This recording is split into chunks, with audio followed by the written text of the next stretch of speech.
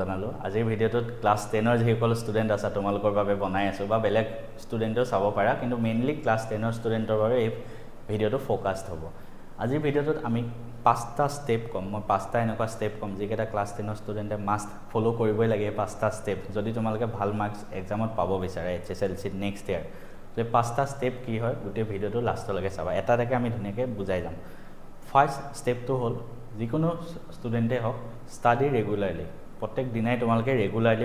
Regularly পঢ়াৰ meaning এইটো নহয় কি এদিনত তুমি 10 ঘণ্টা পঢ়িব লাগে ৰাতি 3-4 ঘণ্টা শুই অকল গোটেই দিনটো পঢ়ি থাকিব লাগে সেইটো কথা কোৱা নাই ৰেগুলাৰলি মিনিং হ'ল নিয়মীয়াকৈ পঢ়া মাজত এটা দিনো গেপ নিদিয়াকৈ পঢ়া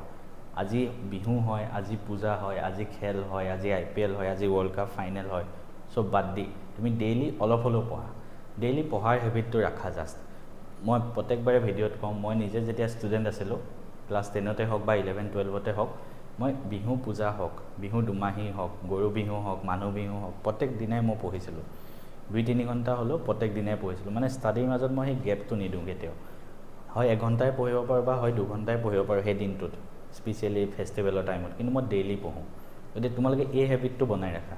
আজি ক'ৰবাত ফুৰিব মন গৈছে যোৱা একো কোনো বাধা নাই কাৰণ চব মানুহকে লাইফৰ ৰিফ্ৰেছমেণ্ট লাগে দেওবাৰে ক'ৰবাত ফুৰিব মন গৈছে যোৱা ৰাতিপুৱা পঢ়ি যোৱা 1 ঘণ্টা 2 ঘণ্টা বা সন্ধিয়া পঢ়া 2 ঘণ্টা হৈ গ'ল তো তেনেকৈ কিন্তু ডেইলি 1 ঘণ্টা হ'লেও মিনিমাম পঢ়িবা ৰেগুলাৰলি মই এইটো কোৱা নাই যে ডেইলি 1 ঘণ্টাই পঢ়া মানে বেছি মানে মই কৈছোঁ যিদিনা তোমাৰ টাইম নাথাকে হাতত এটলিষ্ট 1 ঘণ্টা হ'লেও পঢ়িবলৈ চেষ্টা কৰা তো প্ৰত্যেক দিনাই হয়তো বেলেগ বেলেগ চবৰে টাইম টেবুল থাকে স্কুল খোলা দিনত সন্ধিয়া পঢ়ে ৰাতিপুৱা পঢ়ে স্কুল বন্ধৰ দিনত গোটেই দিনটো ইউটিলাইজ কৰিবলৈ চেষ্টা কৰিবা গোটেই দিনটো পঢ়িব চেষ্টা কৰিবা কিন্তু তাৰ মাজতো যেতিয়া উৎসৱ পাৰ্বণ হয় বা কাৰোবাৰ ঘৰত কাম কাজ হয় ক'ৰবাত ফুৰিব যাব লগা হয় তেতিয়া তোমালোকে এটলিষ্ট গোটেই দিনটো গেপ দি নিদিবা 1 ঘণ্টা 2 ঘণ্টা হ'লেও কিতাপখন পঢ়িবা অন্তত অলপমান বস্তু হ'লেও পঢ়িবা সেইটোৱে কি কৰে জানানে তোমালোকে নিয়মীয়া যিটো পঢ়া এটা শ্বেডিউল হৈ আছে ন সেইটো মেইনটেইন কৰি ৰাখে চ' পঢ়াৰ পৰা তোমালোকৰ মনটো আঁতৰি গুচি নাযায় চ' ডেইলি পঢ়িবলৈ চেষ্টা কৰিবা সেকেন্ড কথা হ'ল NCERT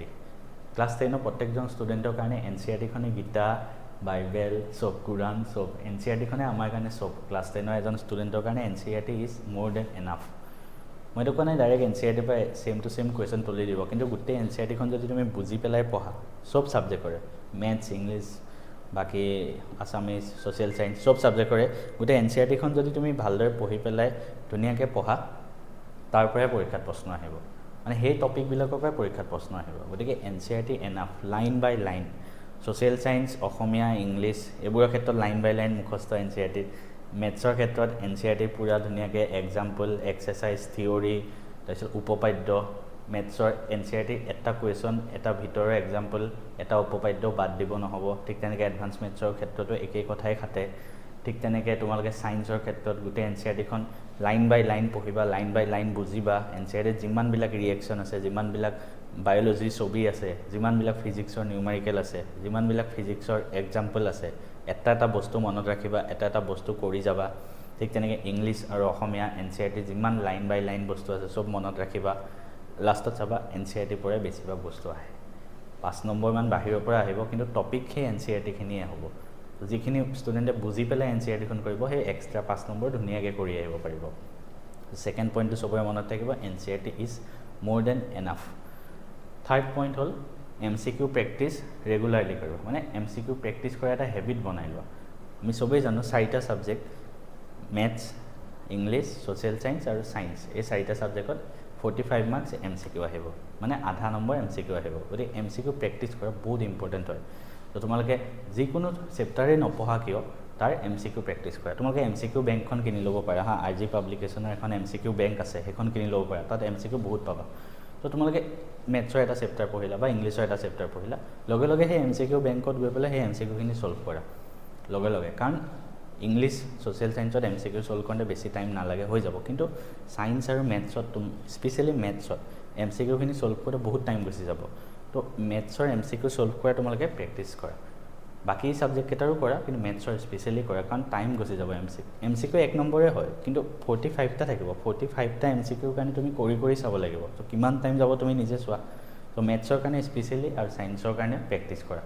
বাকি দুটা সাবজেক্টৰ কাৰণেও মানে MCQ প্ৰেক্টিছ কৰা এটা হেবিট বনাই লোৱা এইটো হ'ল মই থাৰ্ড ষ্টেপ এইটো কাৰণে কৈ আছোঁ এইটো third step daily MCQ practice কৰা তুমি হেবিট বনাই লোৱা ফ'ৰ্থ ষ্টেপ সেয়া লাগিলে ক্লাছ 10ৰ ষ্টুডেণ্টে হওক বা ক্লাছ 11ৰ ষ্টুডেণ্টে হওক বা ক্লাছ 12ৰ ষ্টুডেণ্টে হওক, প্ৰত্যেকজন ষ্টুডেণ্টে যেতিয়াই যিকোনো বস্তুৱে পঢ়ি যাওঁতে নিজে লিখি যাব লাগে। আৰু তাৰ কাৰণে তোমালোকে প্ৰত্যেকটো ছাবজেক্টৰ কাৰণে এক্সট্ৰা সৰু সৰু বহি বনাই লোৱা। মই যেতিয়া নিজেও পঢ়িছিলোঁ, মোক আজিও সোধে তোমাৰ আপোনাৰ নোটছ দিবচোন ক্লাছ 11, 12, 10ৰ, কিন্তু চব বস্তু মই নিজে লিখিছিলোঁ, মই ক'ৰ পৰা চাই লিখা নাই। আৰু তাত অকল কিতাপত যি আছে সেইখিনি বস্তুৱে মই নিজে নোট ডাউন কৰি গৈছিলোঁ। যেনেকৈ ছ'চিয়েল ছায়েন্সৰ হওক বা ইংলিছৰ হওক বা ছায়েন্সৰ হওক, মই বহি ভৰ্তি হৈ গৈছিলোঁ। তাত অকল কিতাপত যি প্ৰত্যেকটো চেপ্টাৰ পঢ়ি যাওঁতে মই নিজে কুৱেশ্যন বনাওঁ যে এইটো পইণ্টৰ পৰা এইটো এটা MCQ আহিব পাৰে বা এটা এক লাইনৰ কুৱেশ্যন আহিব পাৰে। চ' প্ৰত্যেকটো পইণ্ট মই বহীখনত লিখি গৈ থাকোঁ। চ' মানে কিতাপখনৰ প্ৰত্যেকটো ইম্পৰ্টেণ্ট পইণ্ট সেই বহীখনত উঠাই দিওঁ। তো আল্টিমেটলি সেই বহীখন পৰীক্ষাৰ আগত যোৱাৰ আগত সেই বহীখন চাই গ'লেই হ'ল। তো সকলোৱে সেনেকৈ বহি বনাই যাবা প্ৰত্যেকটো ছাবজেক্টৰ কাৰণে, মেথছ, ইংলিছ, ছ'চিয়েল ছায়েন্স, অসমীয়া, চব ছাবজেক্টৰ কাৰণে এখন বহি বনাই ল'বা। ছ'চিয়েল ছায়েন্সটো মই নিজেও তোমালোকক পঢ়াই আছোঁ কেনেকৈ লিখিব লাগে। মই তাত তোমালোকক কৈছোঁ, কোনোবাই যদি ভিডিঅ' চোৱা নাই, মই বহুতটা ছ'চিয়েল ছায়েন্সৰ ভিডিঅ' দিছোঁ, তাত চাবা মই কেনেকৈ তোমালোকে লিখিব লাগে। অলৰেডি তোমালোকক কৈ গৈছোঁ, তো তেনেকৈ তোমালোকে লিখি যোৱা। হৈ গ'ল। এইটো হ'ল 4th ষ্টেপ, যে প্ৰত্যেক ছাবজেক্টৰ কাৰণে 2-3খন যিমান পাৰি বহি বনোৱা আৰু চব ইম্পৰ্টেণ্ট পইণ্ট তাত লিখিবলৈ আৰম্ভ কৰা। চাবাচোন কিমান তোমালোকৰ ইম্প্ৰুভ হৈ যাব। লিখি প্ৰেক্টিছ কৰিলে তোমালোকৰ সেইখিনিতো লিখা হ'লেই, তাৰোপৰি লিখাৰ হেবিট আহি যাব, পৰীক্ষাত তোমালোকৰ স্পীডটো বাঢ়ি যাব ডেইলি। তো সেইটো কাৰণে লিখি প্ৰেক্টিছ কৰিবা। 5th ষ্টেপ চব ষ্টুডেণ্টৰ কাৰণে এপ্লিকেবল হ'ব। ইউটিউব চাওঁতে অকল ইউটিউবটো পঢ়াৰ কাৰণে ইউজ কৰিবা, বেলেগ একো কাৰণত নহয়। ইউটিউবত শ্বৰ্টছ আহি থাকে, স্ক্ৰল কৰি থাকিলে নতুন শ্বৰ্টছ আহি থাকে। যিমান চাই থাকিবা সিমান তোমাৰ টাইম ৱেষ্ট হৈ থাকিব। আৰু তুমি যেনেকুৱা টাইপৰ শ্বৰ্টছ চোৱা, ইউটিউব এলগৰিথমে তোমাক নতুন সেনেকুৱা টাইপৰ শ্বৰ্টছে দেখাই যাব। তো তোমাৰ টাইম আৰু ৱেষ্ট হৈ থাকিব। তো ইউটিউব অকল পঢ়াৰ কাৰণে ইউজ কৰিবা। হয় মোৰ ভিডিঅ' চোৱা, হয় কোনোবা ভাল ইউটিউবাৰৰ ভিডিঅ' চোৱা য'ত সিহঁতে ভাল ক্লাছ কৰে, অকল সেইটো কাৰণেই চাবা। ইউটিউবত বেলেগ কোনো ব্লগ চাব নালাগে, বেলেগ কোনো ট্ৰেভেল ভিডিঅ' চাব নালাগে, বেলেগ কোনো চিৰিয়েল চাব নালাগে, নাটক চাব নালাগে, চিনেমা চাব নালাগে। তাৰ কাৰণে তোমালোকে বহুত টাইম পাবা এক্সাম শেষ হোৱাৰ পিছত। এতিয়া ইউটিউবটো অকল পঢ়াৰ ভিডিঅ'ৰ কাৰণে। 1 ঘণ্টা এটা লেকচাৰ চালা, এটা ক্লাছ চালা, তাৰপিছত মোবাইল ছাইডত থৈ ধুনীয়াকৈ পঢ়িবলৈ বহা।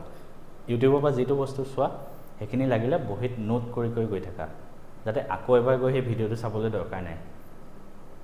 আজি মই এটা ভিডিঅ' চাইছা তুমি, ছায়েন্সৰ এটা চেপ্টাৰ দিছোঁ মই 1 ঘণ্টাৰ। তুমি সেই চেপ্টাৰটো পঢ়ি যাওঁতে ভিডিঅ'টো ৰখাই প্ৰত্যেকটো ইম্পৰ্টেণ্ট পইণ্ট তুমি লিখি গৈ থাকা বহীখনত, যাতে নেক্সট টাইম আকৌ তুমি সেই চেপ্টাৰটো পঢ়িবলৈ মোৰ ভিডিঅ'টো চাবলৈ কোনো দৰকাৰ নাই, সেই বহীখন চালেই হ'ল। তেতিয়া ছেকেণ্ড টাইম মোবাইলটো ইউজ নকৰিলেও হ'ব। তো এই 5টা ষ্টেপ মনত ৰাখি তোমালোকে আগবাঢ়া, চাবা তোমালোকৰ পৰীক্ষাত বহুতখিনি ইম্প্ৰুভ হ'ব, প্ৰিপেৰেশ্যনত বহুত ইম্প্ৰুভ হ'ব।